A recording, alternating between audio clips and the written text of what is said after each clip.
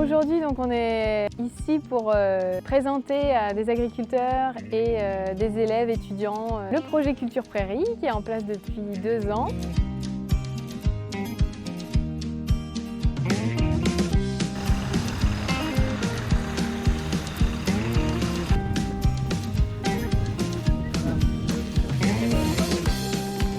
Les temps forts de la journée aujourd'hui, c'est de présenter tous les atouts d'un système herbagé, que ce soit en agriculture conventionnelle ou en agriculture biologique. Xavier Brault, je suis exploitant ici à Gaille de la Batterie avec ma sœur Emmanuelle. Dans l'exploitation de Xavier et Emmanuel, il y avait une problématique puisqu'on passe de culture maïs à implantation de prairies.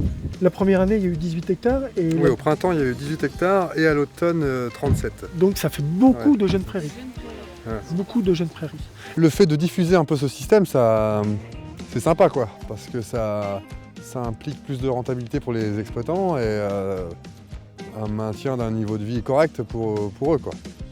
Donc c'est intéressant d'avoir une ferme à côté de chez soi qui justement a fait la démarche 2-3 années avant nous. Ça nous permet à la fois de prendre des exemples et puis d'éviter des erreurs peut-être qui ont été faites. Donc l'idée, c'est de montrer aux éleveurs des alentours que le système fonctionne, qu'un système herbagé en système de plaine céréalière peut fonctionner et que évidemment ça améliore la qualité de l'eau.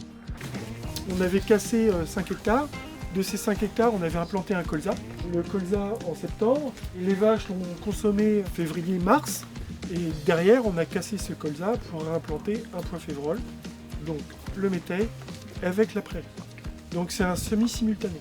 Là, on a implanté fin avril et on a récolté 28 juin. Aujourd'hui, je suis tout simplement venue pour voir en fait ce qui se faisait sur des territoires, un territoire proche du mien, et notamment en fait sur la gestion des prairies. J'étais déjà venue l'an passé, donc voilà, je suis le projet, l'évolution du projet. C'est intéressant que les gens s'y intéressent parce qu'ils ont quand même l'impression que nous, on a évolué en 1 an. Voilà. Ça peut marcher. Et que ça peut fonctionner, effectivement. On fait beaucoup de théorie à l'école et faire de la pratique pour nous, c'est important parce qu'au moins on applique ce qu'on apprend. Et venir rencontrer les professionnels, c'est sympa. Qu'ils prennent conscience de l'impact de leur pratique agricole sur ces ressources naturelles et en particulier l'eau.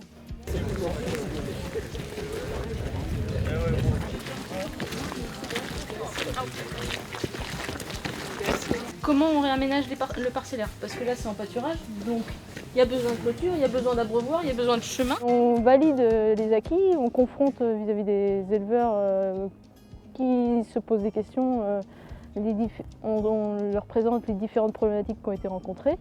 Donc c'est important d'aller discuter avec les éleveurs. Il faut compter à peu près 25 arts à peu près par vache pour du 100% pâturage au printemps. J'ai 100 vaches, j'ai que 25 hectares. Bon, je vais pouvoir fermer mon silo qu'au printemps. Voilà. Déjà, on essaye de voir globalement que peut permettre ma structure d'exploitation pour nourrir mes bêtes. Est-ce que je vais pouvoir nourrir 100% herbe toute la saison ou qu'au printemps, ou est-ce que je vais devoir affourager, etc. Quelle taille je fais pour mes parcelles? Et donc là, on part sur le calcul à peu près d'1 art par jour et par vache. Et donc là, comme on avait 100 UGB à faire pâturer, on a fait des parcelles d'1 hectare. Cette année, on les trouve bien plus sereins, bien plus confiants, très aiguisés au niveau technique. C'est le respect de l'environnement, vaut mieux être en préventif que d'être en curatif. Je trouve ça assez cool que ça marche et que les gens viennent s'y intéresser parce que je pense que ça peut permettre l'installation des jeunes. La fierté déjà, c'est de voir cette prairie, tout simplement, installée là où initialement on avait plutôt du maïs, donc d'un point de vue protection de la ressource, on est déjà gagnant.